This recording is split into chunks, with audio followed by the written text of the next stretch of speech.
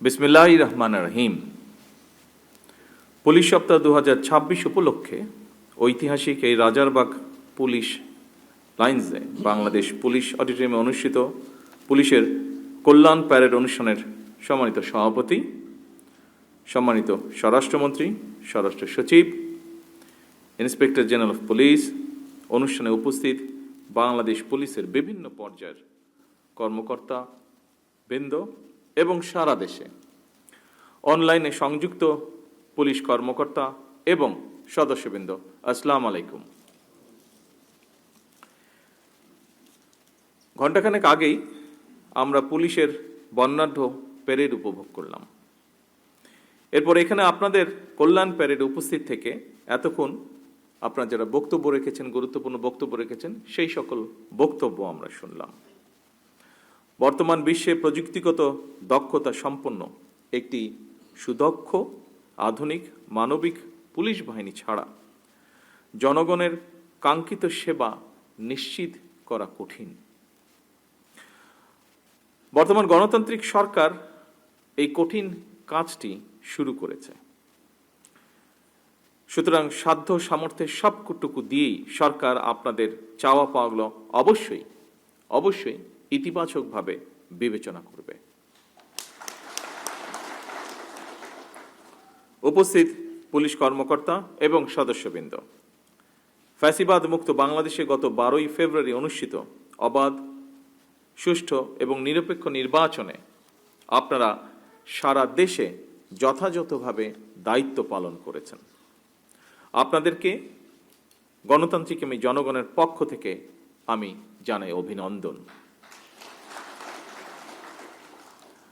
এর মাধ্যমে প্রমাণিত হয়েছে অবশ্যই পুলিশের পক্ষে নিরপেক্ষভাবে দায়িত্ব পালন সম্ভব।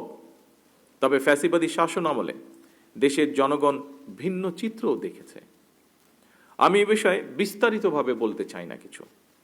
বাংলাদেশ যেন আর কখনোই ফ্যাসিবাদ শাসনে ফিরে না আসে, আসুন আজকের এই 2026 পুলিশ সপ্তাহে এটি হোক আমাদের অঙ্গীকার।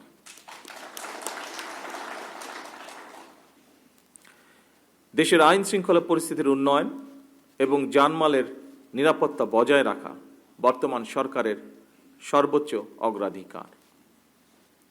ফ্যাসিবাদী সরকার নিজেদের হীন দলীয় স্বার্থে পুলিশ বাহিনীকে জনগণের মুখোমুখি দাঁড় করিয়েছিল। সেই অন্ধকার সময় পেরিয়ে এখন সময় এসেছে নতুনভাবে এগিয়ে যাবার। আমি মনে করি জনগণের বিশ্বাস অর্জন এবং সেই বিশ্বাস বজায় রাখাই পুলিশের সামনে বর্তমান বড় একটি চ্যালেঞ্জ। পুলিশের কাজ একটি, দুষ্টের দমন আর শিষ্টের লালন।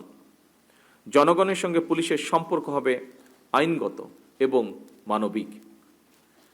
জনগণের সঙ্গে পুলিশের সম্পর্ক হোক আস্থা এবং নির্ভরতার। যে কোনো বিপদে আপদে জনগণ যেন থানা পুলিশকে তাদের নির্ভরযোগ্য আশ্রয়স্থল মনে করতে পারে। আপনাদের কাছে আমাদের এটুকুই চাওয়া। দেশে বর্তমান জনগণের ভোটে জনগণের কাছে দায়বদ্ধ একটি গণতান্ত্রিক সরকার প্রতিষ্ঠিত হয়েছে। এই সরকারের কাছে জনপ্রত্যাশা, যা অন্যান্য বক্তা উল্লেখ করেছেন তাদের বক্তব্যে, জনগণের প্রত্যাশা অনেক বেশি। বর্তমান সরকার যে জনগণের কাছে দায়বদ্ধ সরকার, আপনাদের কার্যক্রমে যেন সেটি প্রতিফলিত হয় সেটিও নিশ্চিত করা কিন্তু আপনাদের দায়িত্ব। আমরা বলে থাকি জনগণ রাষ্ট্রের মালিক।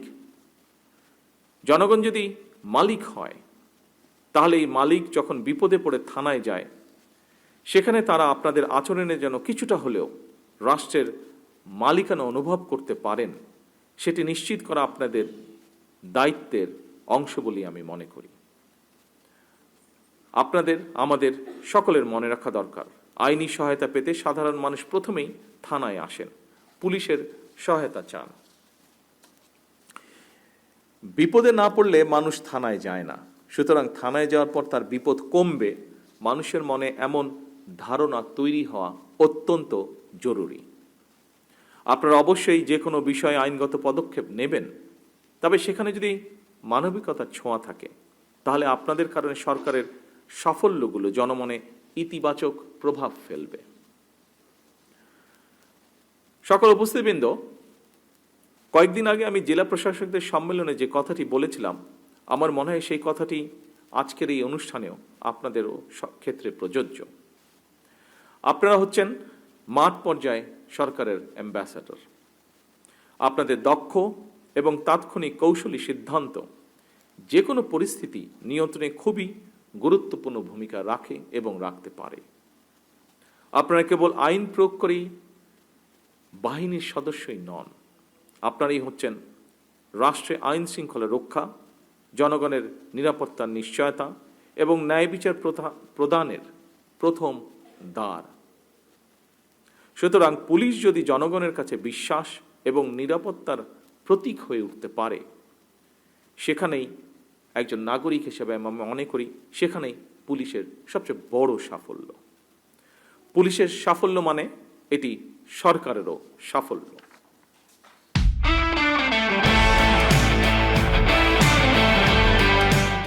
উপস্থিত পুলিশ কর্মকর্তা এবং সদস্যবৃন্দ, আমার বক্তব্য স্পষ্ট। পুলিশ প্রশাসন কোনো দলের নয়। বিধিবদ্ধ আইন অনুযায়ী পুলিশ প্রশাসন পরিচালিত হবে। কোনো নিরপরাধ মানুষ যেন হয়রানির শিকার না হন তা নিশ্চিত করা অবশ্যই আপনাদের দায়িত্ব। আমরা থানাগুলোর পরিবেশ এমনভাবে করতে চাই, যা আইজি সাহেব ওনার বক্তব্যে উল্লেখ করেছেন, যেন একজন মানুষ কোনো মাধ্যম ছাড়াই সরাসরি থানায় গিয়ে নির্ভয়ে তার অভিযোগ জানাতে পারেন এবং একই সাথে প্রতিকারও পেতে পারেন। জনগণের সহযোগিতা ছাড়া দেশের আইন শৃঙ্খলা রক্ষা করা কঠিন। এ কারণেই পুলিশের জন্য জনগণের আস্থা অর্জন অত্যন্ত জরুরি। কমিউনিটি পুলিশ এবং ওপেন হাউস ডে এর মতন জনমুখী উদ্যোগের মাধ্যমে, যা মাননীয় স্বরাষ্ট্রমন্ত্রী তার বক্তব্যে উল্লেখ করেছেন, যা জনগণকে পুলিশি কার্যক্রমে সম্পৃক্ত করার প্রচেষ্টা অব্যাহত থাকুক। জনগণের সঙ্গে পুলিশের আস্থার সম্পর্ক তৈরি হলে অপরাধ নিয়ন্ত্রণ সহজ হবে বলে আমি বিশ্বাস করি। বাল্যবিবাহ, নারী ও শিশু নির্যাতন কিংবা চুরি ডাকাতি, দাঙ্গা হ্যাঙ্গামা ফ্যাসাদের মতন সমাজে চলমান প্রথাগত অপরাধমূলক কার্যক্রমগুলোর পাশাপাশি শুধু আমাদের দেশেই নয়, বিশ্ব জুড়েই বেড়ে চলেছে সাইবার ক্রাইম। অপরাধীরা অনলাইন প্ল্যাটফর্ম ব্যবহার করে নতুন নতুন কৌশলে অপরাধ সংগঠিত করছে, যা আপনাদের জানা বিষয়টি।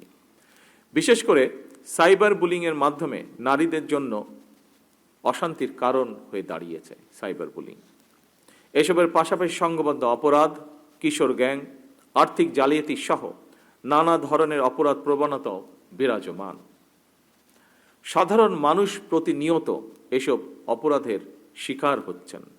দেশে মাদক এবং অনলাইন জুয়ার ব্যাপারেও জনমনে উদ্বেগ রয়েছে। আমি মনে করি আইনের কঠোর প্রয়োগের মাধ্যমে মাদক সরবরাহকারী এবং মাদকের উৎসমূল টার্গেট করে মাদক নিয়ন্ত্রণে পুলিশকে কার্যক্রম চালানো জরুরি। মাদক, সন্ত্রাস ও দুর্নীতির বিরুদ্ধে আমাদের সরকারের অবস্থান পরিষ্কার। আমরা এ সকলের সাথে কম্প্রোমাইজ করতে চাই না।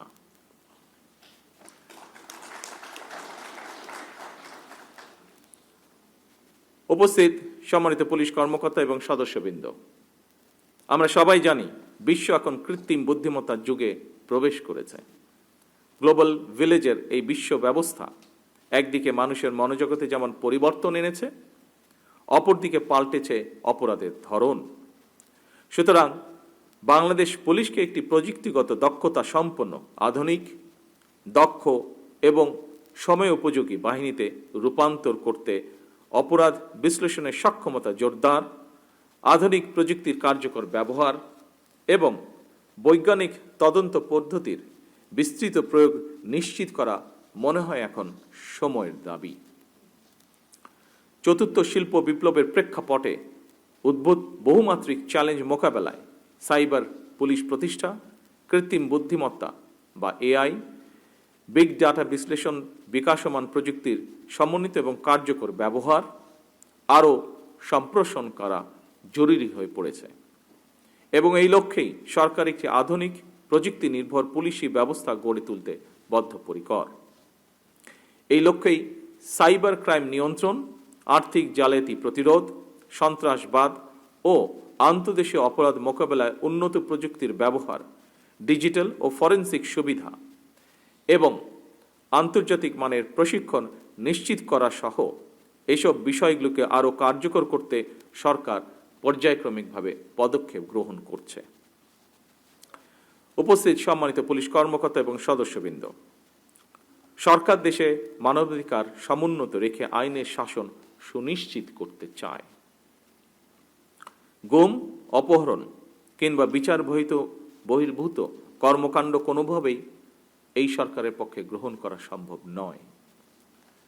প্রতিটি নাগরিকের অধিকার সুরক্ষা করা প্রতিটি পুলিশের নৈতিক এবং সাংবিধানিক দায়িত্ব।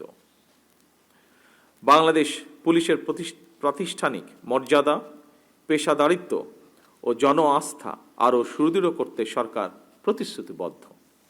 বদলি, পদোন্নতি কিংবা পুলিশে নিয়োগ এসব ক্ষেত্রে মেধা, যোগ্যতা, দক্ষতা এবং সততাকেই আমরা প্রাধান্য দিতে চাই।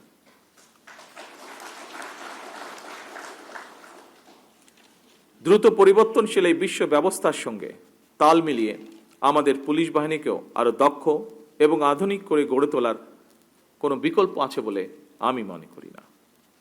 এই লক্ষ্যে পুলিশ সদস্যদের জন্য আধুনিক প্রশিক্ষণের পাশাপাশি তাদের আবাসন সংকট সমাধান, মানসম্মত চিকিৎসা সুবিধা নিশ্চিত করা, রেশন এবং ঝুঁকি ভাতা সহ বিভিন্ন ক্ষেত্রে সুযোগ সুবিধা বাড়ানোর বিষয়গুলো সরকারের বিবেচনার ভিতরে রয়েছে। উপস্থিত সম্মানিত পুলিশ কর্মকর্তা এবং সদস্যবৃন্দ, আপনারা জানেন দুর্নীতি দুঃশাসনে পর্যুদস্ত একটি দুর্বল শাসন কাঠামো, অবনতিশীল আইন শৃঙ্খলা পরিস্থিতি এবং সকল কিছু মিলিয়ে ভঙ্গুর অর্থনৈতিক পরিস্থিতির মধ্যে দিয়ে বর্তমান সরকারকে রাষ্ট্র পরিচালনার দায়িত্ব নিতে হয়েছে। আমরা সরকার পরিচালনার দায়িত্ব নেবার কয়েক সপ্তাহের মাথায় বিশ্বযুদ্ধ পরিস্থিতির মুখোমুখি হয়েছে সমগ্র বিশ্ব। এমন বাস্তবতার কারণেই আমাদের পক্ষে আপনাদের সকল প্রত্যাশা কয়েক সপ্তাহ কিংবা কয়েক মাস এর ভিতরে পূরণ করা সম্ভব নয়, কিন্তু আমরা পর্যায়ক্রমে প্রতিটি অঙ্গীকার বাস্তবায়নে কখনোই পিছুপা হব না ইনশাআল্লাহ। উপস্থিত পুলিশ কর্মকর্তা এবং সদস্যবৃন্দ, আমাদের মতন দেশগুলোতে অস্ত্রের শক্তি চেয়ে মানবিকতা, ন্যায় বিচার এবং জাতীয় ঐক্যই প্রধান শক্তি। আমরা জানি আমাদের পথ সহজ নয়, কিন্তু আমাদের উদ্দেশ্য মহৎ। আমরা একটি সমৃদ্ধ, স্বনির্ভর, গণতান্ত্রিক, নিরাপদ, মানবিক বাংলাদেশ গড়তে চাই। তেমন একটি শান্তিপূর্ণ, নিরাপদ বাংলাদেশ গড়তে ন্যায়পরায়ণ এবং পেশাদার পুলিশ বাহিনীর বিকল্প নেই। আজকের এই অনুষ্ঠানে আমার সামনে পুলিশের বিভিন্ন কর্মকর্তা ও সদস্যবৃন্দ এবং সারা দেশে যারা এতক্ষণ অনলাইনে সংযুক্ত ছিলেন, আপনাদেরকে এবং আপনাদের পরিবারের সদস্যদেরকে আবারও ধন্যবাদ জানিয়ে আমার বক্তব্য আমি শেষ করছি। আল্লাহ হাফেজ। বাংলাদেশ জিন্দাবাদ।